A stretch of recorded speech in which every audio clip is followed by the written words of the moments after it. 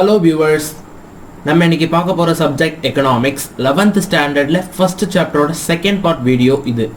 First part வந்து முன்னாடி நாங்க டிஸ்கிரிப்ஷன்ல லிங்க் கொடுத்துருக்கோம், அதுல நீங்க ரெஃபர் பண்ணிக்கலாம். வாங்க இப்போ ஃபர்ஸ்ட் லெசனுக்குள்ள போலாம்.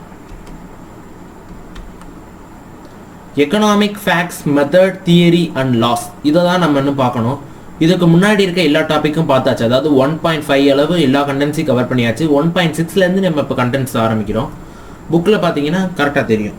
ஃபஸ்ட்டு மெத்தட் ஆஃப் எக்கனாமிக்ஸ், என்னென்ன மெத்தட்ஸ் இருக்குது, அடுத்து தியரிஸு, அடுத்து லாஸ், அடுத்து இதோட ஃபேக்ட்ஸ் என்னென்ன அப்படின்னு பார்க்க போகிறோம். ஃபஸ்ட்டு மெத்தடில் டிடக்டிவ் மெத்தட், இண்டக்டிவ் மெத்தட் அப்படின்னு ரெண்டு மெத்தட்ஸ் இருக்குது. ஃபஸ்ட்டு டிடக்டிவ் மெத்தட்னா என்ன அப்படின்னு பார்த்தீங்கன்னா, டிடக்டிவ் மெத்தடை அனலிட்டிக்கல் ஆர் அப்ஸ்ட்ராக்ட் மெத்தட் அப்படின்னு சொல்கிறாங்க. இதுக்கு அதர் நேம் இருக்குது, இதுதான் other name, analytical or abstract method. இது என்ன, ஜெனரல் டு பர்டிகுலர் ஒரு ரிசல்ட் நம்ம வந்து கண்டுபிடிக்கணும். இப்போ ஒரு எக்ஸ்பெரிமெண்ட் பண்ணுறாங்க எக்கனாமிஸ்ட்லாம், அவங்க வந்து ஒரு ரிசல்ட் கண்டுபிடிக்கணும் அப்படின்னா டிடக்டிவ் மெத்தட் யூஸ் பண்ணுவாங்க, இண்டக்டிவ் மெத்தட் யூஸ் பண்ணுவாங்க. டிடக்டிவ் மெத்தட் ஒரு சிம்பிளான மீனிங் என்னன்னு பார்த்தீங்கன்னா, ஜென்ரல் டு பர்டிகுலர், அதாவது driving conclusion from general principles, அதை வச்சு தான் நம்ம கன்க்ளூஷன்ஸ் அதாவது ரிசல்ட் கண்டுபிடிப்போம். ஏற்கனவே நம்ம இப்போ ஒரு எக்ஸாம்பிளுக்கு ஸ்கேர்சிட்டி பீரியடே எடுத்துக்கலாம். இப்போ ஸ்கேர்சிட்டி பீரியட் இருக்குன்னா டிடக்டிவ் மெத்தடில் ஸ்கேர்சிட்டி டெஃபினேஷனை வந்து நம்ம அப்ளை பண்ணுவோம். அப்படி அப்ளை பண்ணுறது வந்து ஜென்ரல், அது வந்து ஸ்கேர்சிட்டிக்கான டெஃபினேஷன் நம்மளுக்கு ஏற்கனவே தெரியும். அப்போ நம்ம அதுக்கு என்னென்ன பண்ணணும், ஆல்டர்னேட்டிவாக என்னென்ன வழிகள் இருக்குது அப்படின்றது நம்மளுக்கு தெரியும் டிடக்டிவ் மெத்தடில். இப்போ இண்டக்டிவ் மெத்தடில் இப்போ ஒரு லாக்டவுன் பீரியட், கொரோனாவை எடுத்துக்கலாம். கொரோனாவை நம்ம என்ன பண்ண முடியும், எக்கனாமிஸ்ட் அவங்க மாடல்லாம் வச்சு பார்த்தாலும் கொரோனாவுக்கு இப்போ வந்து எல்லா எக்கனாமிக் பொருளாதாரம் எல்லாமே பாதிக்கப்படுது. அதுக்கான ஆல்டர்னேட்டிவ் வழிகள் வந்து யாருக்குமே தெரியல. இது வந்து inductive method, particular to general. இது வந்து நம்மளுக்கு தெரியாததுலேருந்து போகிறோம். அதாவது எக்ஸாம்பிள் கொரோனா வைரஸ் பீரியட் லாக்டவுனில் இருக்க இப்போ எக்கனாமிக் வந்து பாதிப்படையது வந்து பர்டிகுலர் டு ஜென்ரல், அதாவது தெரியாது எப்படி அந்த ரிசல்ட்டை கொண்டு வரணுன்றது நம்மளுக்கு தெரியாது. டிடக்டிவ் மெத்தடில் எப்படி கொண்டு வரணும் தெரியும். இப்போ ஸ்கேர்சிட்டி இருக்குன்னா அந்த பீரியடில் என்னென்ன பண்ணணும் அப்படின்றது தெரியும். அதுக்கான சில ஸ்டெப்ஸ் கொடுத்துருக்காங்க. ஃபர்ஸ்ட் ஸ்டெப் என்னன்னு பார்த்தீங்கன்னா, அந்த எக்கனாமிஸ்ட் வந்து என்ன பண்ணணும், அவர் வச்சிருக்க ஒரு மாடல்ஸுக்கும் அவருக்கு வந்து ஒரு கிளியரான ஐடியா அவர்கிட்ட வந்து இருக்கணும். அடுத்து இந்த மாடல்ஸ்க்குலாம் அவர் வந்து டெக்னிக்கல் டேர்ம்ஸ் தான் யூஸ் பண்ணியிருக்கணும் அப்படின்னு செகண்ட் ஸ்டெப்பில் சொல்கிறாங்க. மூணாவது ஸ்டெப் என்ன பண்ணுறாங்கன்னா, ஹைப்போதிசிஸ், அதாவது ஏற்கனவே நம்ம அசம்ஷன் இருக்கும், ஸ்கேர்சிட்டினா இந்த பற்றாக்குறையாக இருக்கணும், அதான் பேசிக் அசம்ஷன். அது இருந்தால் தானே ஸ்கேர்சிட்டி டெஃபினேஷன் அப்ளை பண்ண முடியும். அந்த டிடக்டிவ் மெத்தடில் அங்கேருந்து அசம்ஷன் எடுக்கிறத ஹைப்போதிசிஸ் ஃபார்ம் பண்ணணும். அடுத்து ஹைப்போதிசிஸை வந்து நம்ம வந்து எப்படி பண்ணணும், அப்சர்வ் பண்ணணும், கீனாக அப்சர்வ் பண்ணணும். ஹைப்போதிசிஸ் ஃபார்ம் பண்ணதை வச்சு நம்ம அப்சர்வ் பண்ணி அப்புறமேட்டு அதை கன்ஃபர்மேஷன் பண்ணணும். இது மூலமாக நம்ம டிடக்டிவ் மெத்தடுக்கான ரிசல்ட்டை கண்டுபிடிச்சிடலாம் அப்படின்னு சொல்கிறாங்க. இண்டக்டிவ் மெத்தடுக்கு வந்து நம்மளால் அப்படி கண்டுபிடிக்க முடியாது. இதை வந்து எம்பீரியல் மெத்தட் அப்படின்னு சொல்கிறாங்க. ஃபஸ்ட்டு டேட்டா வந்து கலெக்ட் பண்ணுவாங்க, அந்த ஃபினாமினா, அதாவது அந்த பேரழிவை பற்றி ஃபஸ்ட்டு டேட்டாஸ்லாம் கலெக்ட் பண்ணுவாங்க, விஷயங்கள் கலெக்ட் பண்ணிவிட்டு அப்புறம் அதை வந்து கரெக்டாக அரேஞ்ச் பண்ணுவாங்க, ஸ்மால் டு லார்ஜ். அதாவது முதல்ல எங்கே பாதிக்க தொடர்ந்துச்சு அதுலேருந்து ஆரம்பிச்சு அடுத்து லார்ஜ் எங்கே போய் முடிஞ்சு அது வரைக்கும் கொண்டு வருவாங்க. அதுக்கடுத்து அதில் இருக்க டேட்டாவை வச்சு கன்க்ளூஷனை வந்து நம்ம ஈஸியாக கொண்டு வந்துடலாம். டேட்டா, அதாவது அதை பற்றின விஷயங்கள் வந்து நம்மளுக்கு தெரிஞ்சிச்சுன்னா அதோட முடிவு வந்து நம்மளுக்கு ஈஸியாக தெரிஞ்சிடும் இண்டக்டிவ் மெத்தடில் அப்படின்னு சொல்கிறாங்க. அதுக்கடுத்து எக்கனாமிக்கோட ஃபேக்ட்ஸ் அப்புறம் தியரிஸ், என்னென்ன ஃபேக்ட்ஸ் என்னென்ன தியரிஸ் அப்படின்றத பார்ப்போம். இந்த மெத்தடை நம்ம பயன்படுத்துறது மூலமாக எக்கனாமிக்ஸ்ட்டு என்னென்ன இது அப்சர்வ் பண்ணுறாங்க, என்னென்ன உன்னிப்பாக கவனிக்கிறாங்க அப்படின்னு பார்த்தீங்கன்னா, changes in price of commodity, அதாவது ஒரு ஸ்கேர்சிட்டி பீரியடில் ப்ரைஸ் வந்து வேலையை வந்து ரொம்ப ஹையாக இருக்கும். அதே டயத்தில் அந்த குட்டு அந்த கமோடிட்டி வந்து ரொம்ப சர்ப்ளஸாக நிறையா இருந்துச்சுன்னா அந்த நேரத்துலையும் ப்ரைஸ் ரொம்ப லோவாக இருக்கும். அந்த மாதிரி டயத்தில் என்னென்ன சேஞ்சஸ் ஏற்படுது அப்படின்றத எக்கனாமிஸ்ட் வந்து அப்சர்வ் பண்ணுவாங்க. அடுத்து when the price increases the quantity demand of that commodity decrease vice versa. அதான் நம்ம ஏற்கனவே சொன்ன மாதிரி, இப்போ ஒரு பொருள் வந்து தேவைகள் ரொம்ப இருக்குன்னா அந்த பொருள் வந்து ரொம்ப ப்ரைஸ் வந்து உயர்ந்துருச்சு அப்படின்னு பார்த்தீங்கன்னா அதோட தேவைகள் வந்து குறைக்கப்படும். ஆமாம் அப்படின்னு சொல்கிறாங்க. அதுக்கடுத்து they test by collecting further facts. இது வந்து நம்ம எப்படி வந்து இந்த கன்க்ளூஷன்ஸ், அதாவது இந்த ரிசல்ட் சொல்லியிருக்காங்க, when the price increase the quantity demanded of that commodity decrease vice versa அப்படின்னு சொல்லியிருக்காங்கல்ல, இது ஒரு டெஃபினிஷன் தான். இது எப்படி கொண்டு வந்திருப்பாங்க அப்படின்னு பார்த்தீங்கன்னா, அடுத்து கண்டுபிடிக்கிற உண்மைகள், அதாவது அடுத்தடுத்து நகல நிகழ்வுகளை வச்சு இந்த ரிசல்ட்டை வந்து கொண்டு வந்திருப்பாங்க. அதுக்கடுத்து nature of economic laws. Law expresses usual causal relation between two or more than two phenomena. Marshall state that economic laws are statement of tendencies. Marshall என்ன சொல்றாருன்னா எக்கனாமிக்ஸ் ஸ்டேட்மெண்ட் ஆஃப் டெண்டன்சிஸ் அப்படின்னு சொல்றாரு. எக்கனாமிக் வந்து physical science மாதிரி கிடையாது. நம்ம முன்னாடியே பார்த்தோம் சயின்ஸுக்கும் ஆர்ட்ஸ்க்கான டிஃபரன்ஸ். அது போன பார்ட் வீடியோவில் நம்ம கிளியராக போட்டிருப்போம். அதை பார்க்காதவங்க பார்த்துட்டு வந்துருங்க. அடுத்து பேசிக் அசம்ஷன் சிட்ரஸ் பாரிபஸ், அதாவது other things do not change, அதாவது other things remaining the same. மற்ற எந்த பொருட்களுமே மாறாத அளவில். இப்போ ஒரு டெஃபினேஷன், அது இப்போ என்ன டெஃபினேஷன் வச்சுக்கலாம்னா க்ரோத் டெஃபினேஷன் வச்சுக்கலாம். க்ரோத் டெஃபினேஷன் என்னென்ன இருக்கணும் அசம்ஷனில்? Full employment, medium level of population, அப்புறம் பெர் கேபிட்டா இன்கம் வந்து ஹையாக இருக்கணும், அதாவது இன்கம் லெவல் கொஞ்சம் ஹையாக இருக்கணும், அந்த மாதிரி அசம்ஷன் இருக்கணும். சிட்ரஸ் பாரிபஸ் அதுக்கு இங்கிலீஷ் அர்த்தம் என்னன்னு பார்த்தீங்கன்னா other things remaining the same, மற்றவை மாறாதிருத்தல் அப்படின்னு சொல்லுவாங்க. அதாவது அந்த அசம்ஷன்ஸ்லாம் மாறாமல் இருந்துச்சுன்னா நம்மளால் க்ரோத்தை அச்சீவ் பண்ண முடியும்ல, அதுதான் சிட்ரஸ் பாரிபஸ் அப்படின்னு சொல்கிறாங்க. இதில் வந்து என்ன எக்ஸாம்பிள் கொடுத்துருக்காங்கன்னா ஹியூமன் பாண்ட்ஸ் ஆர் அன்லிமிட்டட் கொடுத்துருக்காங்க. அது வந்து மாறாமல் இருக்கிற வரைக்கும் நம்ம பாண்ட்ஸ்லாம் ரெக்யூர் ஆகிட்டே இருக்கும். அதாவது பாண்ட்ஸ் வந்து தேவைகள் வந்து தொடர்ந்து இருந்துகிட்டே இருக்கும். அதுக்கு நம்ம குட்ஸ் எல்லாம் ப்ரொடியூஸ் பண்ணிகிட்டே இருப்போம் அப்படின்னு சொல்கிறாங்க. அதுக்கடுத்து நம்ம பார்க்க வேண்டியது எக்கனாமிக் அண்ட் சப் டிவிஷன்ஸ். என்னென்ன 4 சப்டிவிஷன் இருக்குது. என்னென்ன சப்டிவிஷன்ஸ் அப்படின்றத வரிசையாக பார்க்கலாம். கன்சம்ஷன் தான் ஒரு ஸ்டார்டிங் பாயிண்ட் அப்படின்னு சொல்கிறாங்க. கன்சம்ஷன் இருந்தால் தான் நம்மளால் அடுத்து தேவைகள் இருந்தால் தான் அதற்கான பூர்த்தி பண்ணுறதுக்கான வழிகள், அதாவது ப்ரொடக்ஷன் பண்ணுவோம். ப்ரொடக்ஷன் இருந்தால் தான் அந்த குட்ஸை வந்து நம்ம எக்ஸ்சேஞ்ச் பண்ணுவோம். ஒருத்தர் எக்ஸ்சேஞ்ச் பண்ணிக்கிறாங்க. எக்ஸ்சேஞ்சுக்கும் இந்த டிஸ்ட்ரிபியூஷனுக்கும் நிறைய டிஃப்ரென்ஸ் இருக்குது. ஃபஸ்ட்டு எக்ஸ்சேஞ்ச் அப்படின்னா என்னென்னு பார்த்தீங்கன்னா அது ப்ரைஸ் வந்து டிட்டர்மைன் பண்ணுவோம். அந்த எக்ஸ்சேஞ்ச் பீரியடில் என்னென்ன ப்ரைஸ், இப்போ வந்து ஒரு ரீட்டைலர் வந்து ஒரு ஷாப்பில் வந்து ஒரு பேனா விற்கிறாருன்னா அவர் எக்ஸ்சேஞ்ச் பண்ணப்போ ஒரு வேல்யூ இருக்கும். டிரான்ஸ்போர்ட் காஸ்ட், மேனுஃபேக்சர் பண்ண இடத்துல கொண்டு வந்த டிரான்ஸ்போர்ட் காஸ்ட் சேர்த்து தான் நம்மளுக்கு ப்ரைஸ் காஸ்ட் வச்சு நம்மளுக்கு விற்பார். அது வந்து எப்படின்னு பார்த்தீங்கன்னா இப்போ கன்சியூமர் டேரெக்டாக போய் கன்சியூம் பண்ணுற இடம், அதாவது ரீட்டைல் ஷாப்ஸு, மேனுஃபேக்சரிங் இண்டஸ்ட்ரீஸுக்கு கன்சியூமர் போக மாட்டாங்க. ரீட்டைல் ஷாப்பில் தான் அந்த குட்ஸ் எல்லாம் வாங்கிட்டு வந்து ரீட்டைலர்ஸ் வச்சு நம்மளுக்கு விற்பாங்க. அப்போ அவங்க வாங்கி விற்கிறப்ப அது அவங்க மேனுஃபேக்சர் பண்ணுற இடத்துல இருந்து அவங்க ரீட்டைலர் ஷாப்பு கொண்டு வரதுக்கு நடுவில் நடக்கிற டிரான்ஸ்போர்ட்டுக்கான செலவுகள் வந்து அந்த குட் மேலே சேர்த்து அதோட தான் நம்மளுக்கு மணி போட்டு விற்பாங்க. காசை போட்டு நம்மளுக்கு விற்று நம்மகிட்டருந்து காசை வாங்கி அந்த டிரான்ஸ்போர்ட் காசை ஈடு கட்டுவாங்க. அடுத்து அவங்களுக்கு ப்ராஃபிட்ன்றது அதில் கொஞ்சம் கம்மியாக தான் இருக்கும். அடுத்து டிஸ்ட்ரிபியூஷன் அப்படின்னா என்னன்னு பார்த்தீங்கன்னா production is the result of coordination of factors of production. Factors of production என்ன? Land, labour, capital, organisation. அதுதான் ஃபேக்டர்ஸ் ஆஃப் ப்ராடக்ஷன் அப்படின்னு நம்ம சொல்கிறோம். ப்ரொடியூஸ்டு குட், அதாவது இப்போ ஒரு வளத்தை, அதாவது ஒரு ரா மெட்டீரியலை வந்து நம்ம ஒரு ஃபினிஷ்டு குட்டாக மாற்றுறோம் அப்படின்னா அதை வந்து நம்ம டிஸ்ட்ரிபியூஷன் பண்ணணும். அதாவது எந்த இடத்துல தேவைகள் இருக்கோ அந்தந்த இடத்துல நம்ம டிஸ்ட்ரிபியூட் பண்ணி எல்லா இடத்துலையும் நம்ம குட்ஸ் போய் சேர்ந்தால் தான் அவங்களோட தேவைகள்லாம் பூர்த்தி ஆகும். அது மாதிரி ஃபேக்டர் ஆஃப் இது ப்ரொடக்ஷன் என்னென்னா ரிவார்ட்ஸ் கொடுக்குறாங்க அப்படின்னு பார்த்தீங்கன்னா ஃபஸ்ட்டு லேபர், லேண்டுக்கு வந்து என்ன கொடுக்குறாங்க? ரெண்ட் கொடுக்குறாங்க. லேபருக்கு வந்து வேஜஸ் கொடுக்குறாங்க. கேபிட்டலுக்கு இன்ட்ரெஸ்ட் கொடுக்குறாங்க.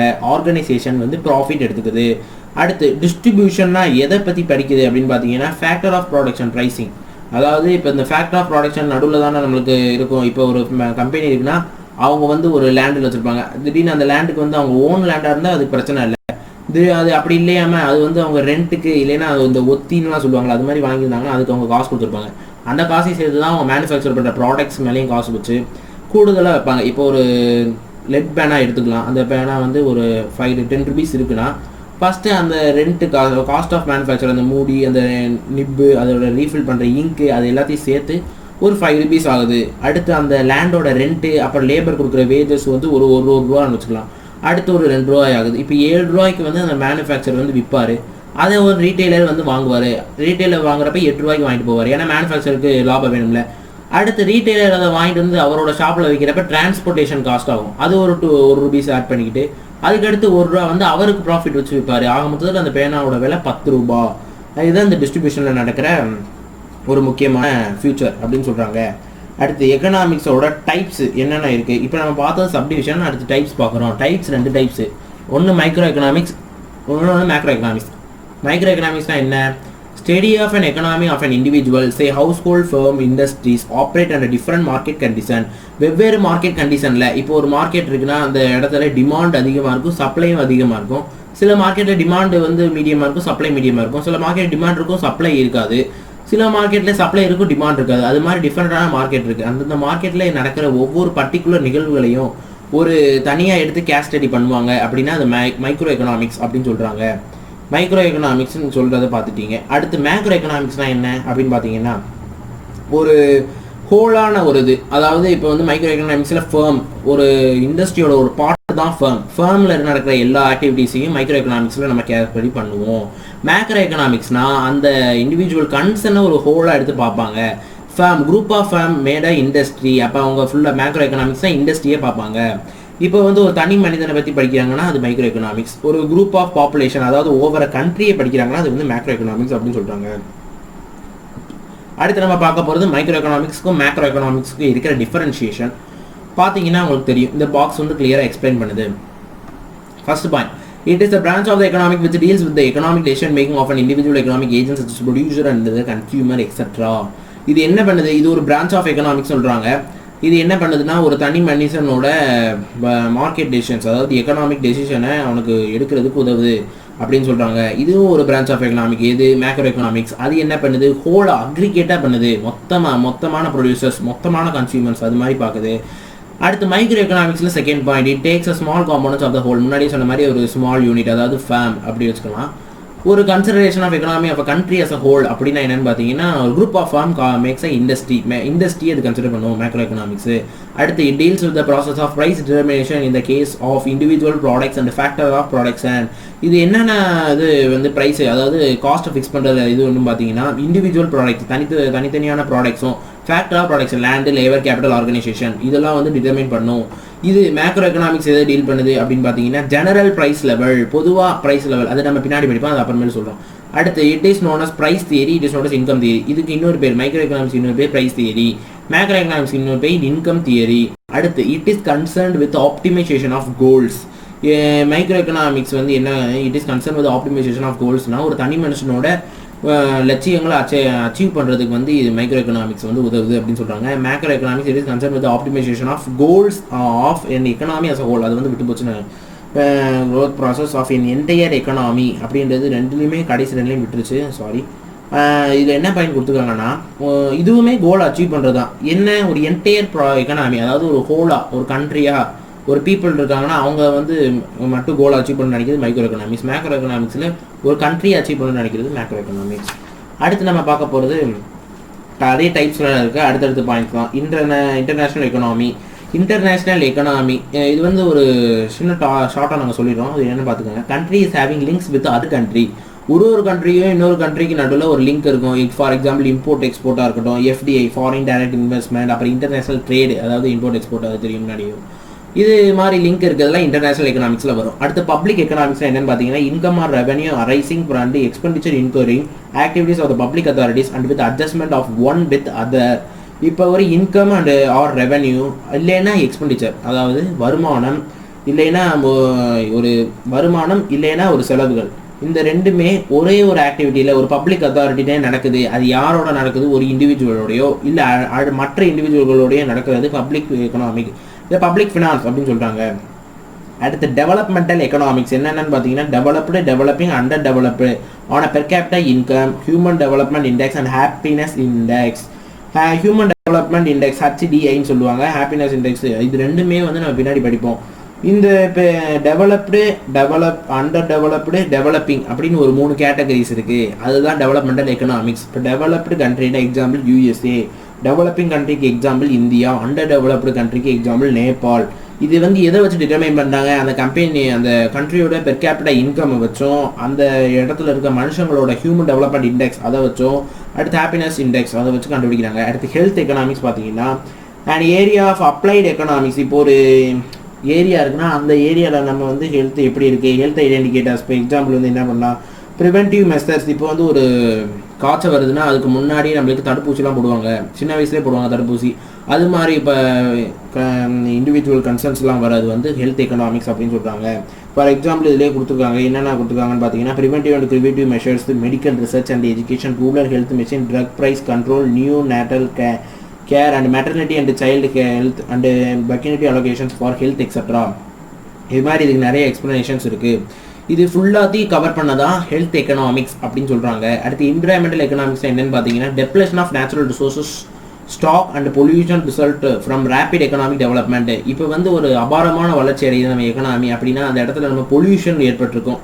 அப்புறம் நம்ம நேச்சுரல் ரிசோர்ஸஸ் எல்லாம் அழிச்சிருப்போம், அதாவது டீஃபாரஸ்டேஷன் பண்ணியிருப்போம், மரங்கள் எல்லாம் வெட்டி வீழ்த்திருப்போம், அதனால நம்மளுக்கு நேச்சுரல் ரிசோர்ஸஸ் எல்லாம் குறைஞ்சிருக்கும். அந்த எக்கனாமிக்ஸ் கவர் பண்ணுறது என்விரான்மெண்டல் எக்கனாமிக்ஸ். இதெல்லாம் அதோட டைப்ஸு. அடுத்து எக்கனாமிக்ஸில் இருக்க ஒரு பேசிக்கான problem, what to produce, how to produce, for whom to produce அப்படின்னு 3 கேள்விகளுக்கான பதில் தெரிஞ்சிருச்சுன்னா எக்கனாமிக்ஸில் வந்து ப்ராப்ளமே இருக்காது. வாட் டு ப்ரொடியூஸ், முதல்ல என்ன வந்து நம்ம உற்பத்தி பண்ணணும், எதுக்காக, எப்படி, ஹவு டு ப்ரொடியூஸ் அதை எப்படி உற்பத்தி பண்ணணும், அடுத்து ஃபார் ஹூம் டு ப்ரொடியூஸ் யாருக்காக அதை நம்ம உற்பத்தி பண்ணணும் அப்படின்னு ஒரு 3 கேள்விகள் இருக்குது. அதற்கான பதில் வந்து நம்மளுக்கு தெரிஞ்சாதான் இந்த எக்கனாமிக்கோட ப்ராப்ளத்தை நம்மளால் தீர்க்க முடியும் அப்படின்னு சொல்கிறாங்க. அதுக்கடுத்து இதோட ப்ரொடக்ஷன் பாசிபிலிட்டி கர்வ் என்னென்ன ஃபஸ்ட்டு முன்னாடி இருக்கிற பேசிக் ப்ராப்ளம்ஸ்க்கான டெஃபினிஷனை பார்த்துடலாம். ஃபஸ்ட்டு எக்கனாமிக் ப்ராப்ளம் வந்து நிறையா இருக்குது. இப்போ வான்ஸ், டிசையர், அன்லிமிட்டெட். இப்போ வந்து ஒருத்தவங்களுக்கான தேவைகள் அப்புறம் அவங்களோட ஆசைகள் வந்து ரொம்ப அன்லிமிட்டடாக இருக்கும். ரிசோர்ஸஸ் இருக்குது, ரிசோர்ஸை பயன்படுத்திகிட்டே இருந்தோம்னா அது ஸ்கேர் ஆகிடும். அப்புறம் economic choice, positive, negative, income வராது, எம்ப்ளாய்மெண்ட், அன்எம்ப்ளாய்மெண்ட் அது மாதிரி வருது. அப்புறம் பீப்புள் வந்து ஸ்கேர் ரிசோர்ஸஸ் யூஸ் பண்ணி அவங்களோட வான்ஸ் வந்து சாட்டிஸ்ஃபை பண்ணுறது. அன்லிமிட்டட் வான்ஸ் அதை நம்ம சாட்டிஸ்ஃபை பண்ண முடியாது, நிறைய வான்ஸ் இருக்கும்.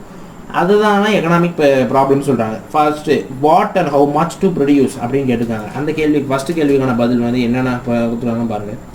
Weather to produce more food of clothing and housing or to have more luxurious good. முதல்ல வந்து என்ன உற்பத்தி பண்ணணும், உணவு, உடை, இருப்பிடமா, இல்லைன்னா லக்ஸூரியஸான குட்டா அப்படின்னு கேட்குறாங்க. அடுத்து ரெண்டாவது whether to have more agriculture goods or industrial good. முதல்ல அடுத்து வந்து என்ன கேட்குறாங்க, அக்ரிகல்ச்சர் ப்ராடக்ட்ஸ் வேணுமா இல்லை இண்டஸ்ட்ரியல் ப்ராடக்ட்ஸை ப்ரொடியூஸ் பண்ணுமா அப்படின்னு கேட்குறாங்க. அதுக்கடுத்து நிறைய ரிசோர்ஸஸ், அதாவது மணி வந்து எதில் இன்வெஸ்ட் பண்ணணும், எஜுகேஷன்லேயும், ஹெல்த்லேயுமா இல்லை மிலிட்ரி சர்வீசஸில் அப்படின்னு கேட்குறாங்க. அடுத்து whether to produce more consumption goods or have to have investment goods. முதல்ல வந்து நம்ம என்ன பண்ணணும், கன்சம்ஷன் குட்ஸ் வேணுமா இல்லை இன்வெஸ்ட் பண்ணுற மாதிரி குட்ஸ் வேணுமா அப்படின்னு கேட்குறாங்க. அதுக்கடுத்து பேசிக் எஜுகேஷனில் நிறையா இன்வெஸ்ட் பண்ணணுமா இல்லை ஹையர் எஜுகேஷனில் ஸ்பெண்ட் பண்ணணுமா அப்படின்னு இந்த ஒரு 5 கொஸ்டின்ஸ் கேட்டிருக்காங்க. இதுக்கான பதில் தெரிஞ்சால் தான் வாட் டு ப்ரொடியூஸ்க்கான பதில் தெரியும் அப்படின்னு சொல்கிறாங்க. அடுத்து ஹவு டு ப்ரொடியூஸ் என்னென்னா, every society has to decide whether it will have labour intensive technology or capital intensive technology, that is whether to have more labour and less machines and vice versa. How to produce, இப்போ ஒரு குட்டை வந்து produce பண்ணுறாங்க அப்படின்னு பார்த்தீங்கன்னா நிறைய labours வச்சு கம்மியான மிஷின் வச்சு ப்ரொடியூஸ் பண்ணணுமா இல்லை நிறைய மிஷின் வச்சு கம்மியான லேபர் வச்சு ப்ரொடியூஸ் பண்ணணுமா அப்படின்னு ஒரு கேள்வி இருக்குது. அதுக்கு கேள்வி கண்டுபிடிச்சா தான் ஹவு டு ப்ரொடியூஸுக்கான பதில் நம்மளுக்கு கிடைக்கும். For whom to produce every society must have to decide how it produced be distributed among the different sections of society. It must also decide who gets more and who gets less. இப்போ வந்து ஒரு example வந்து என்ன எடுத்துக்கலாம்னு பார்த்தீங்கன்னா agriculture goods வந்து எடுத்துக்கலாம். நடுவில் இருக்க இன்டர்மீடியேட்டர் வந்து என்ன பண்ணுவாங்கன்னு பார்த்தீங்கன்னா, இப்போ வெஜிடபிள்ஸ்லாம் இருக்குது, வெஜிடபிள்ஸை வந்து இன்டர்மீடியேட்ஸ் வந்து முன்னாடி வாங்கிட்டு வந்து அதை ஒரு கோடவுனில் வச்சு பாதுகாத்துக்குவாங்க, பதப்படுத்தி வைப்பாங்க. அப்புறமேல்ட்டு அந்த குட்ஸு, அதாவது அந்த வெஜிடபிளுக்கான மாறிடுச்சு சாரி இப்போ அந்த வெஜிடபிளுக்கான டிமாண்டு வரப்போ வந்து அந்த குட்டை வந்து நம்மளுக்கு விற்பாங்க. அப்போ வந்து நிறைய காசு கிடைக்குன்றதுக்காக அந்த லேபர்ஸ், அதாவது இன்டர்மீடியேட்ஸ் வந்து செய்கிற வேலை இது. அதுக்கு தான் நம்ம என்ன கொண்டு வந்திருக்காங்கன்னா டெய்லி மார்க்கெட், அதாவது உழவர் சந்தை வந்து எல்லா ஊர்லேயும் கொண்டு வந்திருப்பாங்க. அதனால் அக்ரிகல்ச்சர் பண்ணுற விவசாயிகள் வந்து ரொம்ப வருவாங்க. அவங்க வந்து கஷ்டப்பட்டு விற்றுருப்பாங்க. அதை அவங்க 2 ரூபாய்க்கு 3 ரூபாய்க்கு, 1 கிலோ 2 ரூபா 3 ரூபான்னு இந்த இன்டர்மீடியட்ஸ் வாங்கிட்டு போய் அதை குடவுனில் வச்சு அதுக்கு டிமாண்ட் வரப்போ 20 ரூபா 40 ரூபான்னு விற்றா அவங்களுக்கு வந்து 13 ரூபா 10 ரூபா அபாரமான லாபம் கிடைக்கிதுல. அதை தவிர்க்கிறதுக்கு ஃபார் ஹோம் டு ப்ரொடியூஸ் முதல்ல இவங்க நிறையா லாபம் பெறுவாங்க, இல்லைன்னா அக்ரிகல்ச்சரிஸ்ட் நிறைய லாபம் பெறுவாங்க. அதுதான் ஃபார் ஹோம் டு ப்ரொடியூஸ் அப்படின்னு கேட்டாங்க. அதுக்கடுத்து ப்ராடக்ஷன் பாசிபிலிட்டி கர்வ், இதை வந்து பிபிசி அப்படின்னு சொல்லுவாங்க. இதுக்கு அதர் நேம் வந்து டிரான்ஸ்ஃபர்மேஷன் கர்வ். இதோட டெஃபினிஷன் பார்த்தீங்கன்னா problem of the choice study in between relatively scarce commodities due to limited productive resources with the society. இதுக்கான அர்த்தம் என்னன்னு பார்த்தீங்கன்னா, ஒரு ஸ்கேர் ரிசோர்சஸ் பற்றாக்குறையான வளத்தை வச்சு நம்மளோட லிமிட்டடு, அதாவது நம்மளோட ஆசைகள், அதாவது நம்ம வாண்ட்ஸ் நீட்ஸை வந்து சாட்டிஸ்ஃபை பண்ணுறோம். இது எங்கள் சொசைட்டியில் can be illustrated with the help of geometric devices known as production possibility curve. இதை வந்து நம்ம எப்படி illustrated பண்ணுறது, இதை நம்ம எப்படி தெரிஞ்சுக்கிறது, எப்படி மெஷர் பண்ணுறது, ப்ராடக்ஷன் பாசிபிலிட்டி கர்வ் பிபிசி அப்படின்ற ஒரு மெத்தட் வச்சு தெரிஞ்சுக்கலாம் அப்படின்னு சொல்கிறாங்க. அதுக்கடுத்து இதோட அசம்சன், அதாவது இந்த தியரி அப்ளை பண்ணணும்னா என்னென்ன அசம்சன் இருக்கணும், என்னென்ன நிகழ்வுகள் அந்த இடத்துல நடக்கும்னு பார்த்தீங்கன்னா, time period does not change, it remain the same throughout the curve. அதாவது டிமாண்ட் இருக்குன்னா அது இருந்துகிட்டே இருக்கணும், சப்ளை இருக்குன்னா அது இருந்துகிட்டே இருக்கணும், அந்த டைம் வந்து சேஞ்ச் ஆகக்கூடாது அப்புறம் அந்த பீரியட்ஸ் வந்து சேஞ்ச் ஆகிடக்கூடாதுன்னு சொல்கிறாங்க. அதுக்கடுத்து technique of production are fixed, ஒரே மாதிரி தான் ப்ரொடக்ஷன் பண்ணணும். இப்போ லேபர்ஸ் நிறையா வச்சு ப்ரொடக்ஷன் பண்ணால் அது மாதிரி பண்ணணும், இல்லை மிஷினை ஃபுல்லாக வச்சு பண்ணாங்கன்னா அதே மாதிரி பண்ணணும், மாற்றக்கூடாது அப்படின்னு சொல்கிறாங்க. அதுக்கடுத்து ஃபுல் எம்ப்ளாய்மெண்ட் இருக்கணும் ஒரு எக்கனாமியில், ஒரு கண்ட்ரி ஃபுல் எம்ப்ளாய்மெண்ட் இருக்கணும் அப்படின்னு சொல்கிறாங்க. ஒன்லி 2 goods வந்து ப்ரொடியூஸ் பண்ணணும். இந்த அசம்ஷனை பொறுத்தளவு 2 goods தான் ப்ரொடியூஸ் பண்ணணும், அதுவும் ஒரு குறிப்பிட்ட ரிசோர்ஸஸில் இருந்து அப்படின்னு சொல்கிறாங்க.